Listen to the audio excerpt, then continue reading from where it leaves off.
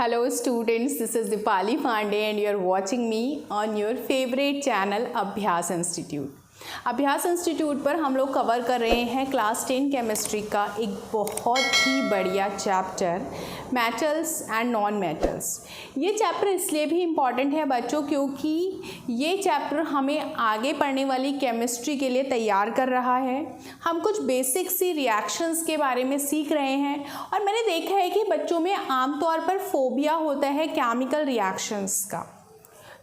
आपको क्या करना है कि हर एक मेटल या नॉन मेटल एक्चुअली में यूनिक है। जैसे मैं बोलूँ कि हर एक पर्सन यूनिक है, सेम वे हर एक मेटल यूनिक है। उसका कुछ कलर है, उसका कुछ फिज़िकल प्रॉपर्टी है, उसकी कुछ केमिकल प्रॉपर्टी है जिसकी कंपैरिजन हम दूसरी मेटल्स के साथ कर सकते हैं, बट हम ये नहीं मान सकते कि सारी मेटल्स सिमिलर हो सकती हैं।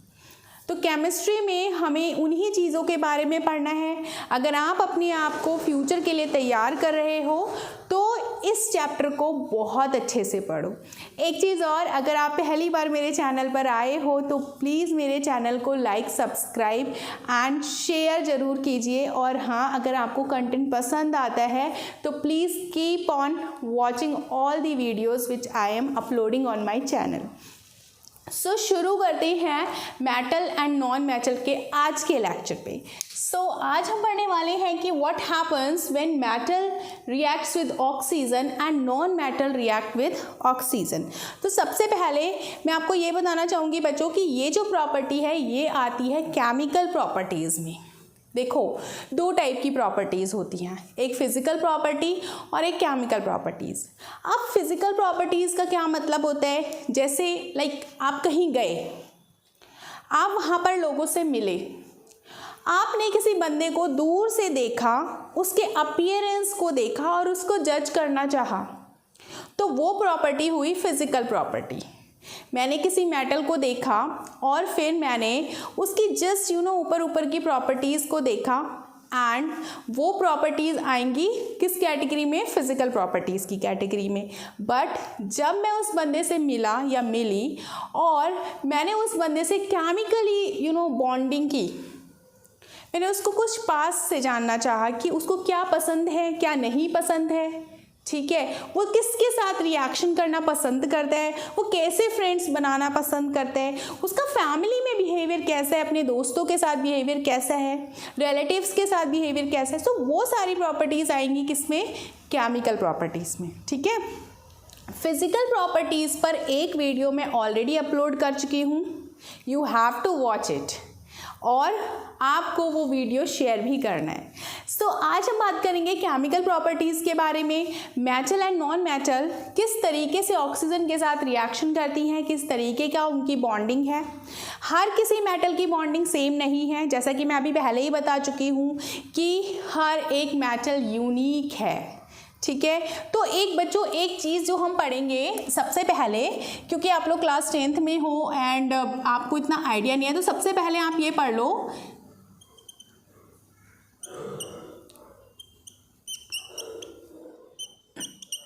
ये देखो, ये मैं कुछ लिख रही हूँ यहाँ पर। I am sure that it will help you. ठीक है, तो आप लोग इसको थोड़ा सा याद करिए। देखो, ये मैंने रिएक्टिविटी सीरीज़ लिखी है मेटल्स की। यहाँ पर हाइड्रोजन को छोड़ करके सारी मेटल्स हैं। ये वाली मेटल्स जो कि हाइड्रोजन के ऊपर हैं, ये सारी की सारी रिएक्टिव या मिडिल रिएक्टिव मेटल्स हैं।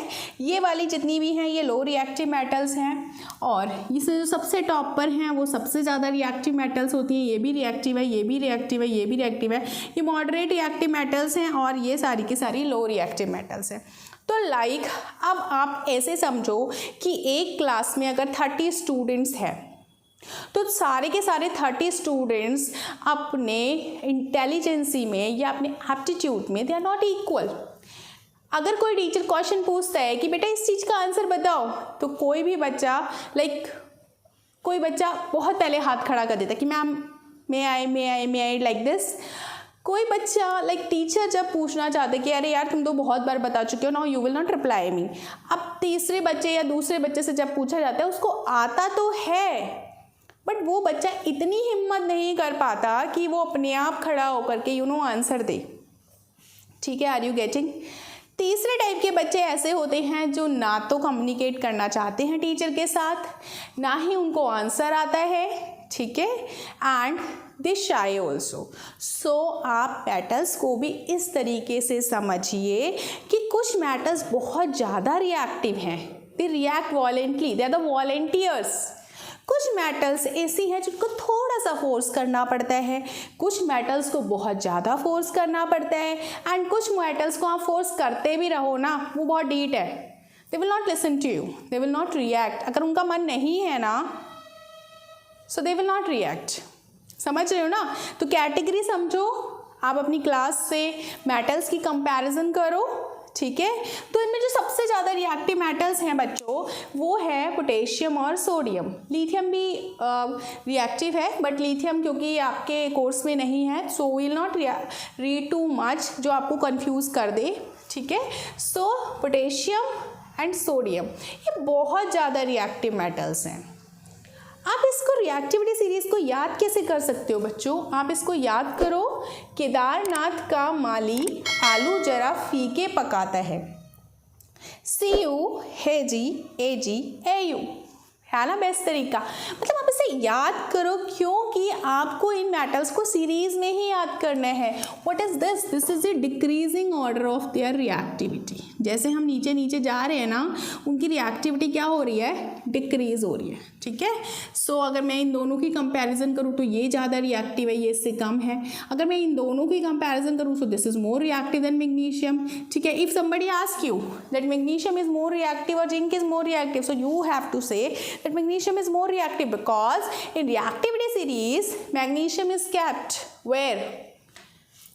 Uppermost to the zinc or iron or aluminium. So magnesium is more reactive than all of these metals. So this will make your reaction little bit faster if you will learn this reactivity series. So how will you learn it? Kedarnath का माली आलू जरा फीके पकाता है। So remember, जब भी आपको केदारनाथ जाना है आपको नमक लेकर के जाना है, क्योंकि वहाँ का माली क्या करता है? आलू बहुत फीके पकाता है ना। सो केदारनाथ का माली आलू जरा फीके पकाता है। CU hazy AG AU। सो कहाँ का माली आलू फीके पकाता है? केदारनाथ का माली आलू जरा फीके पकाता है। तो according to this reactivity series one by one we will see कि किस तरीके से ये मेटल्स रिएक्ट कर रही हैं ऑक्सीजन के साथ, यानी कि एयर के साथ। इनका नेचर कैसा है? Okay, are you getting? If you are liking my video, if you are liking my teaching technique, so please subscribe the channel and please do not forget to share it. Okay, so now यहाँ पर हम लोग सबसे पहले देखेंगे calcium के potassium के बारे में। ये पोटेशियम जो है उसका सिंबल K होता है, K फॉर कैलियम होता है। कैलियम इसका लैटिन नेम है, so that is why it symbol is K। अब हमें रिएक्शन करानी है किसके साथ? ऑक्सीजन के साथ। Now this is a topper of the class. Potassium and sodium are the topper of the class because they're very reactive. They react very vigorously with oxygen.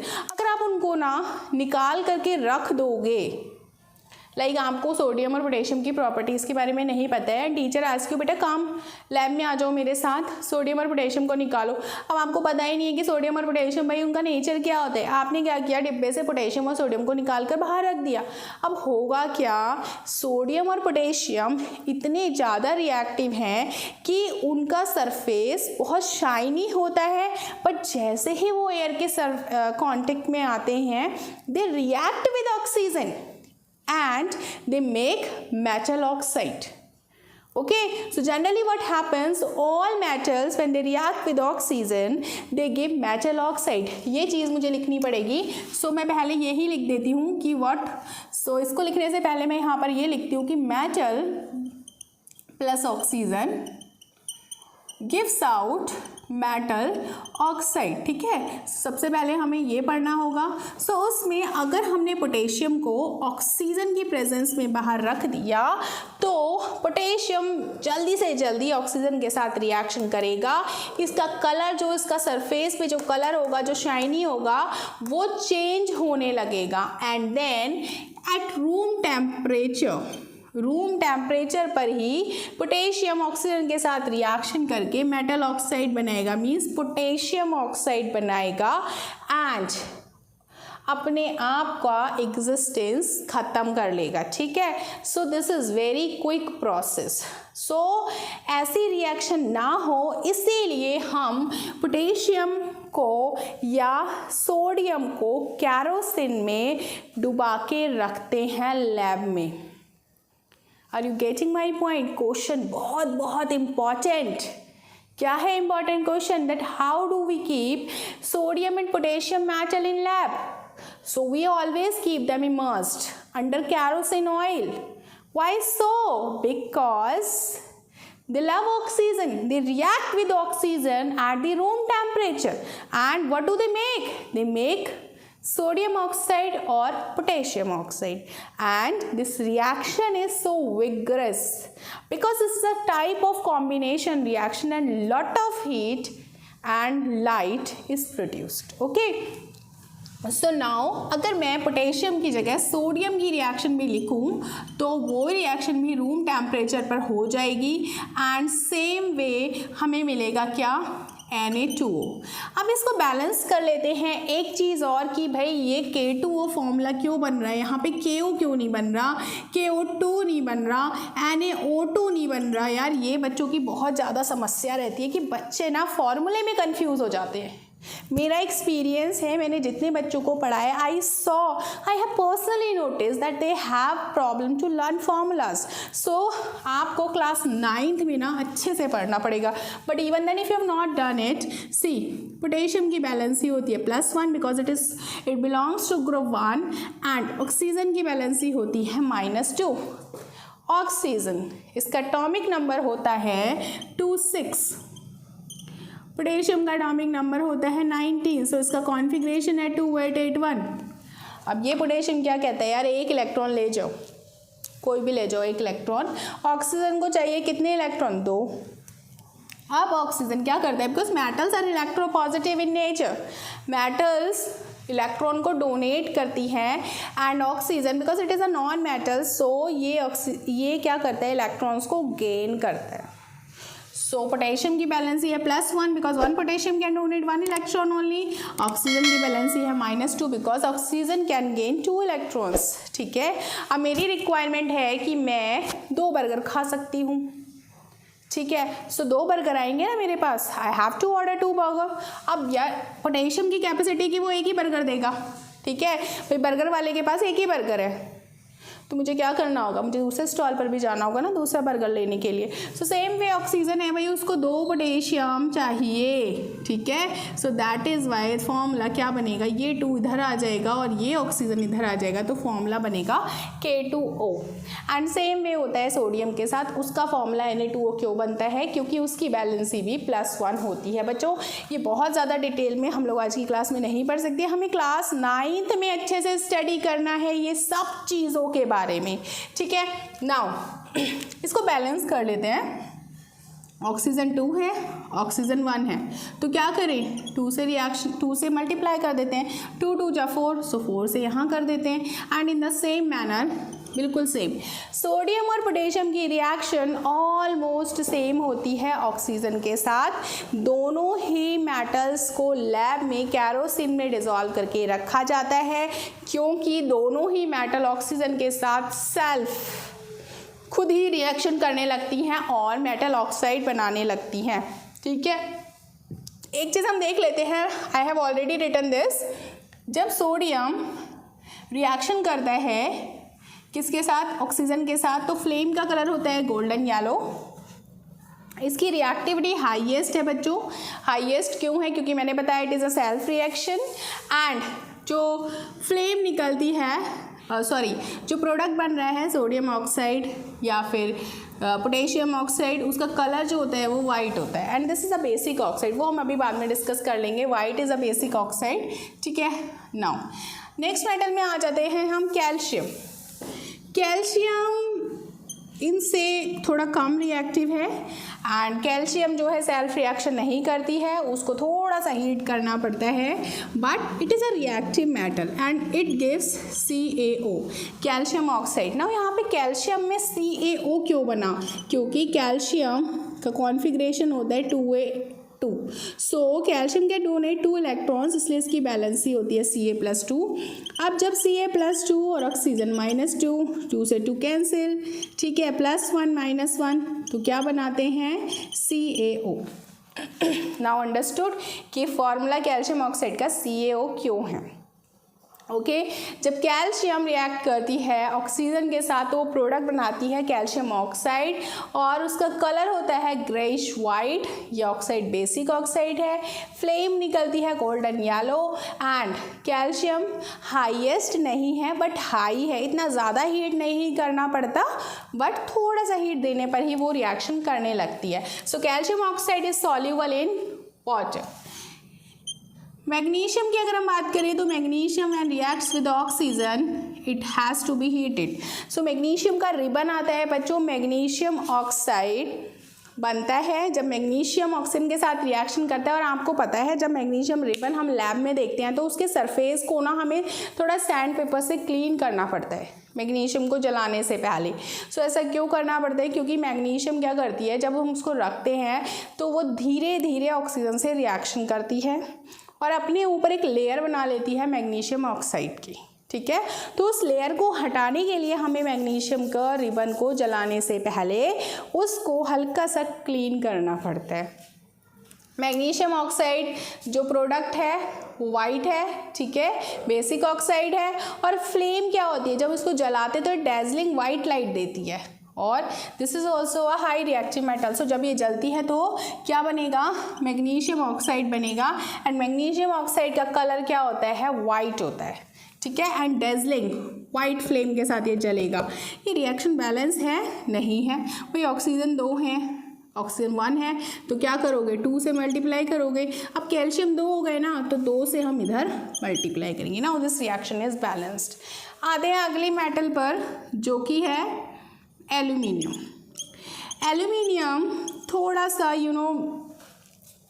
ढीठ होती है, आप कह सकते हो। एल्यूमिनियम को थोड़ा सा पेपर लेंगे, एल्यूमिनियम की फॉइल ले लो, एल्यूमिनियम का मेटल ले लो, उसको ऑक्सीजन के साथ जब आप रिएक्शन कराओगे तो थोड़ा सा एफर्ट करना पड़ेगा। किसके कंपैरिजन में? मैग्नीशियम और कैल्शियम के कंपैरिजन में, ठीक है। नाउ वी हैव टू सी कि भाई क्या प्रोडक्ट बनेगा। तो एल्यूमिनियम कौन से ग्रुप में आता है? 13th ग्रुप में आता है। एल्यूमिनियम का एटॉमिक नंबर होता है 13, यानी कि एल्यूमिनियम का जो कॉन्फ़िगरेशन होता है 2/3, यानी कि एल्यूमिनियम +3 आयन देगा, ऑक्सीजन -2 आयन देगा। तो एल्यूमिनियम ने जब ऑक्सीजन के साथ रिएक्शन की तो उसने क्या बनाया? Al2O3, ठीक है। तो एल्यूमिनियम प्लस ऑक्सीजन बनता है Al2O3। How will you balance this reaction? यहाँ पर 2 ऑक्सीजन है, यहाँ पर 3 ऑक्सीजन है। सो 2 और 3 को बैलेंस कैसे कर सकते हैं भाई? 3 में 2 की मल्टीप्लाई कर दो और 3 में 2 की कर दो और 2 में 3 की कर दो। अब एल्यूमिनियम कितना बन गया? 2 2 जा 4, सो हमने यहाँ पर 4 से कर दिया। एंड नाउ ये वाली जो रिएक्शन है ना एल्यूमिनियम की, इसमें जो एल्यूमिनियम ऑक्साइड बनता है ये वाइट कलर का पीपीटी होता है। ये बेसिक ऑक्साइड नहीं है, it is amphoteric oxide. Amphoteric oxide के बारे में हम लोग अभी डिस्कस करेंगे। एंड जब ये जलता है तो ये वाइट फ्लेम देता है and this is high reactive, but this ये जो aluminium oxide this is not soluble in water. Okay, next हम आ जाते हैं किस पर?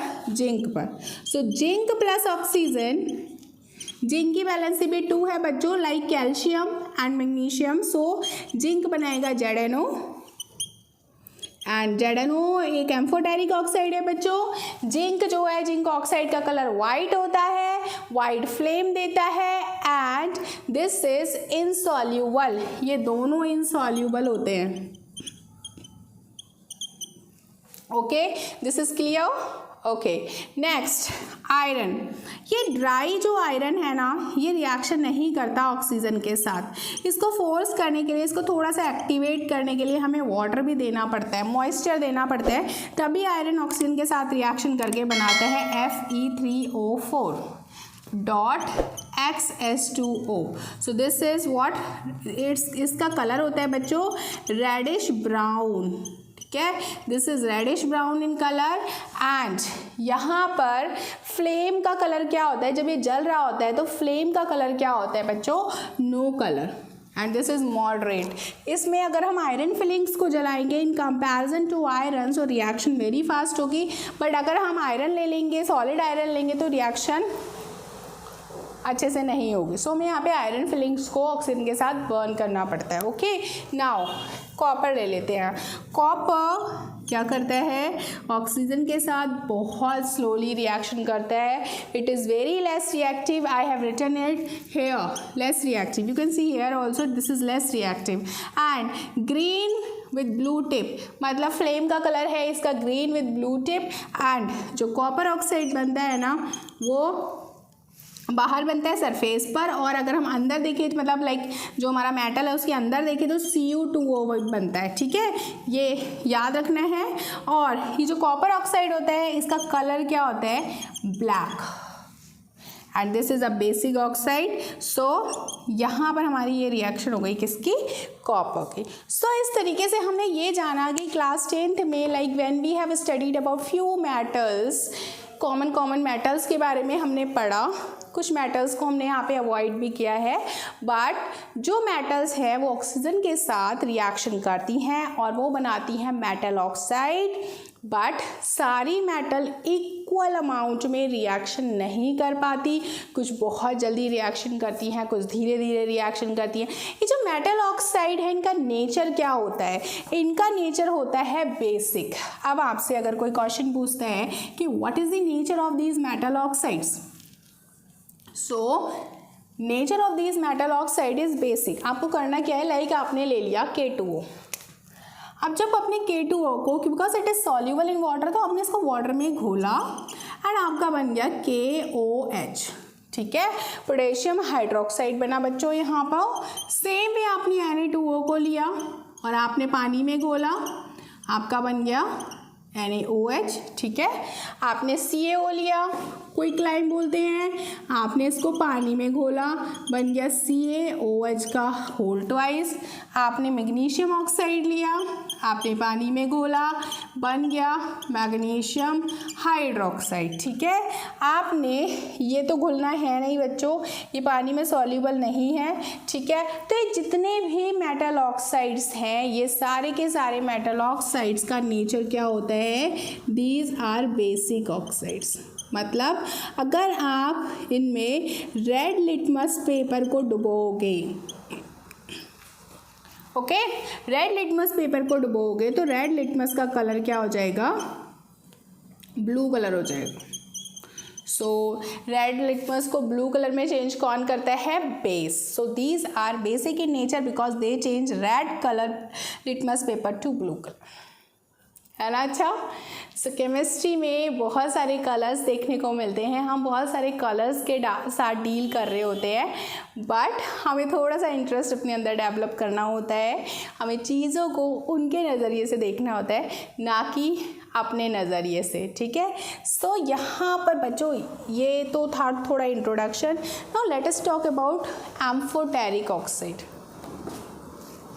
सो एम्फोटेरिक ऑक्साइड्स आर दोज जो कि लाइक आपने एम्फीबियन के बारे में सुना है ना, एम्फीबियन क्या होते हैं, जो पानी में भी रहते हैं और जो लैंड पर भी रहते हैं, वो एम्फीबियन होते हैं, जो डबल प्रॉपर्टी शो कर रहे हैं। सो इन द सेम मैनर कुछ ऑक्साइड्स ऐसे होते हैं जो कि एसिड्स के साथ भी रिएक्शन करते हैं और बेस के साथ भी रिएक्शन करते हैं। सो इन ऑक्साइड्स को हम एम्फोटेरिक ऑक्साइड कहते हैं। फॉर एग्जाम्पल आपके कोर्स में 2 एम्फोटेरिक ऑक्साइड हैं, एक एल्यूमिनियम ऑक्साइड जो कि जब HCl के साथ रिएक्शन करता है तो बनाता है AlCl3 और H2, ठीक है। और जब एल्यूमिनियम ऑक्साइड बेस के साथ रिएक्शन करता है NaOH के साथ तो बनाता है NaAlO2 प्लस H2। अगर हम इसको बैलेंस करें तो कर पाओगे, तो बैलेंस कर दो, ठीक है। यहाँ पर हमारे 2Al थे तो 2 कर दिया बच्चों, यहाँ पे 2 3 जा 6 है तो 6 कर दिया बच्चों। हाइड्रोजन 6 है, हाइड्रोजन 2 है तो 3 कर दिया बच्चों। अब नाउ 3 ऑक्सीजन हो गए, इधर भी 3 ऑक्सीजन हो गए। अच्छा, सो इसको बैलेंस कर लेते हैं बच्चों। यहाँ पर एल्यूमिनियम कितने हैं, 2 है तो हमने यहाँ पर 2 लगा दिया, ठीक है। सोडियम यहाँ पर 2 है तो हमने यहाँ पे सोडियम 2 लगा दिया। नाउ चेक अबाउट ऑक्सीजन, 3 और 2 5, 2 2 जा 4 एंड 1 5। हाइड्रोजन कितने हो गए, 2 हो गए। So now these reactions are balance. यहाँ पे एल्यूमिनियम ऑक्साइड ने जब हाइड्रोजन क्लोराइड के साथ रिएक्शन की तो उसने बनाया एल्यूमिनियम क्लोराइड, ठीक है। जब एल्यूमिनियम ऑक्साइड ने बेस के साथ रिएक्शन की तो उसने ये क्या बनाया, उसने बनाया सोडियम एल्यूमिनेट, ठीक है। इसको सोडियम एल्यूमिनेट कहते हैं। अच्छा, सेम वे अगर हम देखें कि जिंक ऑक्साइड ने जब हाइड्रोजन क्लोराइड के साथ रिएक्शन की तो क्या बनाया, ZnCl2 और प्लस H2O। अब जब जिंक ऑक्साइड ने रिएक्शन की NaOH के साथ तब क्या बनाया, Na2ZnO2, ठीक है, और प्लस H2O। ये देखो, ये आपको याद करना होगा। और जिंक ऑक्साइड जो है HCl के साथ रिएक्शन करके जिंक क्लोराइड बना रहा है। यहाँ पे 1 क्लोरीन है, यहाँ 2, तो 2 से हमने इसको मल्टीप्लाई किया तो ZnCl2 हो गया plus H2O, ZnO plus NaOH Na2, सो Na2ZnO2 हो गया, ठीक है, प्लस H2O। सो इस तरीके से यहाँ पर जो प्रोडक्ट है इसका नाम क्या है, जिंक क्लोराइड। यहाँ पर जो प्रोडक्ट है इसका नाम क्या है, sodium zincate. So this is what, this is sodium zincate, okay. So यहाँ पर हमने ये सारा का सारा पढ़ लिया कि व्हाट हैपन्स जब मेटल रिएक्ट करती है ऑक्सीजन के साथ। I hope now you people are satisfied with the content and you're going to share it with your friends, with your relatives, okay, and with all the groups where you people are added. So you're going to share it, okay. So now let us come to the next part, which is what is the reaction of non-metals when they are added with oxygen or when they are reacting with oxygen, okay. So होता क्या है कि जब non metal किसी oxygen के साथ reaction करते हैं सो वो एक ऑक्साइड नहीं बनाते, वो एक से ज़्यादा ऑक्साइड भी बना सकते हैं बच्चों, ठीक है। सो हमारा अगला टॉपिक क्या है, नॉन मेटल विद ऑक्सीजन। अब आप लोगों को पता है कि नॉन मेटल क्या क्या होते हैं, नॉन मेटल क्या क्या होते हैं बच्चों, बताओ। नॉन मेटल होते हैं कार्बन, नाइट्रोजन, हाइड्रोजन, ठीक है, सल्फर, ये सारे नॉन मेटल हैं। सो नॉन मेटल किस तरीके से रिएक्शन कर रहे हैं, सबसे पहले हम reaction of non metal with oxygen heading डाल देते हैं। अगर हम बात करें कार्बन की, सो कार्बन प्लस ऑक्सीजन, अगर ऑक्सीजन उसको लिमिटेड सप्लाई में मिल रहा है, मतलब कम मिल रहा है, तो कार्बन और ऑक्सीजन मिलकर के कौन सी गैस देते हैं, कार्बन मोनोऑक्साइड। कार्बन मोनोऑक्साइड बनता है जब ऑक्सीजन की सप्लाई कार्बन के पास लिमिटेड होती है, ठीक है। जब कार्बन ऑक्सीजन के साथ बहुत ज़्यादा अनलिमिटेड सप्लाई ऑफ ऑक्सीजन होती है तब ये देता है CO2। ये दोनों ही नॉन मेटल ऑक्साइड्स हैं। कार्बन मोनोऑक्साइड भी नॉन मेटल ऑक्साइड है, कार्बन डाइऑक्साइड भी नॉन मेटल ऑक्साइड है। इस तरीके से जब नाइट्रोजन ऑक्सीजन के साथ रिएक्शन करता है तो बहुत सारे प्रोडक्ट बन सकते हैं बच्चों। एक प्रोडक्ट बन सकते हैं N2O, जिसको लाफिंग गैस कहते हैं, nitrous oxide, laughing gas. Nitrogen dioxide बन सकता है, डाई नाइट्रोजन ट्राईऑक्साइड बन सकता है, डाई नाइट्रोजन टेट्राऑक्साइड बन सकता है, डाई नाइट्रोजन पेंटाऑक्साइड बन सकता है, नाइट्रिक ऑक्साइड बन सकता है, ठीक है। ये सारी चीज़ें बन सकती है, ठीक है। सेम वे जब फॉस्फोरस ऑक्सीजन के साथ रिएक्शन करता है बच्चों तो फॉस्फोरस पेंटाऑक्साइड बन सकता है, ठीक है। फॉस्फोरस ट्राईऑक्साइड बन सकता है, ठीक है। ये सारी चीज़ें आपको पढ़नी है। सल्फर अगर ऑक्सीजन के साथ रिएक्शन करता है तो सल्फर डाइऑक्साइड बन सकता है, सल्फर ट्राइऑक्साइड बन सकता है। It depends on the conditions, but बहुत ज़्यादा आपको इन क्लास 10th में बहुत ज़्यादा नहीं पढ़ना है। कुछ मेन सा पढ़ लो, कार्बन का पढ़ लो, नाइट्रोजन का पढ़ लो, NO2 लिख देना, सल्फर का पढ़ लो, ऑक्सीजन के साथ SO2 लिख देना, ठीक है। तो इस तरीके से जितने भी नॉन मेटलिक के ऑक्साइड्स होते हैं, these oxides are acidic in nature. What is the nature of non-metal oxides? Acidic in nature. Acidic क्यों होते हैं? क्योंकि जब हम कार्बन डाइऑक्साइड की रिएक्शन पानी के साथ करते हैं, लाइक हमने कार्बन लिया, हमने उसको बंद किया एयर में, कार्बन डाइऑक्साइड निकली। अब कार्बन डाइऑक्साइड को जो हमने वाटर के साथ रिएक्शन की तो एक एसिड बनता है जिसका नाम होता है कार्बोनिक एसिड। अब इस सॉल्यूशन में जब हमने ब्लू लिटमस डिप किया तो वो ब्लू लिटमस हो जाएगा रेड कलर में हो जाएगा, ठीक है। अगर हमने वाटर की रिएक्शन सल्फर डाइऑक्साइड के साथ कर दी तो वो बनाएगा सल्फोनिक एसिड। अगर हमने वाटर की रिएक्शन नाइट्रोजन डाइऑक्साइड के साथ कर दी तो वो बनाएगा नाइट्रिक एसिड, ठीक है। Some time when it is sulphur trioxide, so what is the product? H2SO4, sulphuric acid भी बनता है, ठीक है। इस तरीके से अगर एक नॉन मैचल अगर हम हाइड्रोजन ले लें, हाइड्रोजन की रिएक्शन अगर हम ऑक्सीजन के साथ कर दें तो क्या बनता है? वाटर बनता है, विच इज़ न्यूट्रल, ठीक है। Are you getting this point? इसी तरीके से वी कैन सी कि जब नॉन मेटल ऑक्सीजन के साथ रिएक्शन करते हैं, so we can write that non metal, हम क्या लिख सकते हैं? We can write non metal plus oxygen gives out non metal oxide, ठीक है। नॉन मेटल ऑक्साइड्स का नेचर क्या होता है? They are acidic in nature, ठीक है। एसिडिक नेचर के क्यों होते हैं? क्योंकि अगर हम नॉन मेटल ऑक्साइड को